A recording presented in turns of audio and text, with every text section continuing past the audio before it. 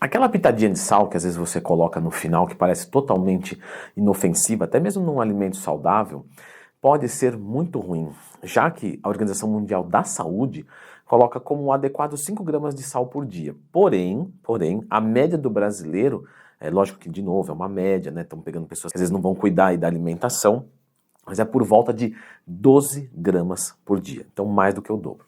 Quando às vezes algum aluno meu da consultoria vem e fala, pô, Leandro, eu não coloco muito sal nos alimentos, será que eu estou com alguma carência de sódio?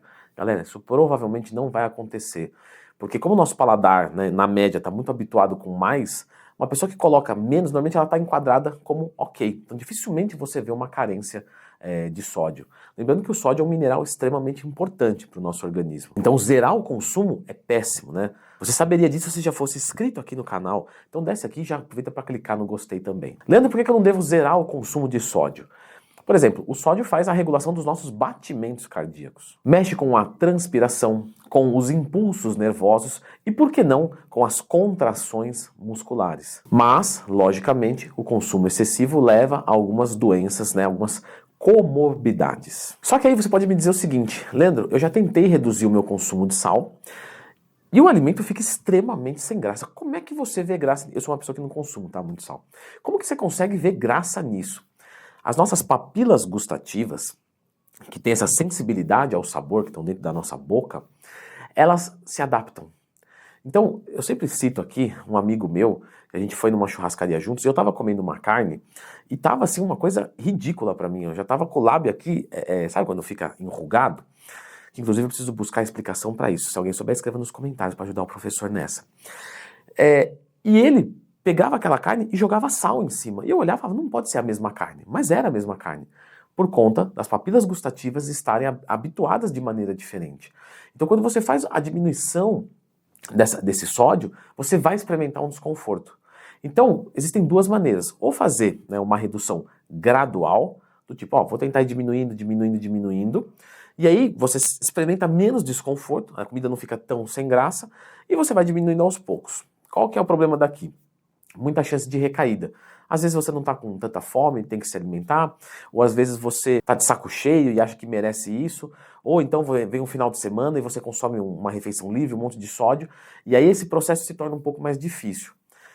Existe também um outro, né, que é cortar de uma vez. Não, quanto que é o correto? É isso aqui? Então nós vamos colocar isso aqui, eu vou me ferrar por um tempo, mas, né, vou me ferrar muito mais, mas depois eu vou me habituar. Aí, qual dos dois você acha melhor, Leandro? Galera, isso depende muito de pessoa para pessoa. Já tive aluno tanto nessa quanto nessa circunstância. Vamos então a algumas dicas práticas. Primeiro, deixa o saleiro longe de você. Tem gente que vai comer e deixa o saleiro do lado. Obviamente, você vai pegar uma comida que não está tão gostosa, você vai querer, para você, naquele momento, você vai querer colocar o sal. Então, aquilo você deixa longe. Tenta usar outras coisas que podem realçar o sabor.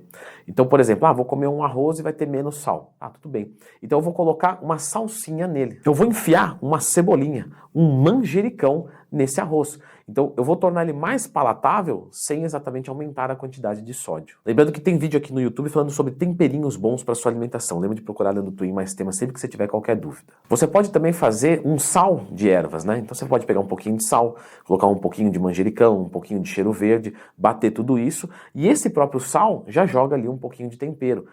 Provavelmente vai atenuar um pouco a quantidade que você coloca. Só que a gente tem que falar aqui uma coisa muito importante. Uma pessoa que está fazendo uma dieta de ganho de peso e de perda de peso é totalmente diferente. Porque o que está fazendo uma dieta de perda de peso, ele já está comendo menos. Então se ele come um alimento um pouco mais salgado, tudo bem. Só que o que a gente costuma ver numa dieta de perda de peso? Uma facilidade muito maior para você diminuir o sal. Por quê? Porque você está com mais fome, você tem mais desejo. Então a comida ela já fica mais gostosa. Então um ótimo momento para você conseguir reduzir a quantidade de sódio é numa dieta de redução de gordura corporal. Você tira um pouco o sal, a sua fome vai temperar o alimento, que o melhor tempero é a fome, já diria alguns antepassados meus. E quando você for para uma dieta de ganho de peso, você já está mais habituado. E na dieta de ganho de peso é muito pior o excesso de sódio, porque você consome muita quantidade. Agora, nós temos que lembrar o seguinte, a quantidade de sódio é muito mais alta em alimentos que são industrializados.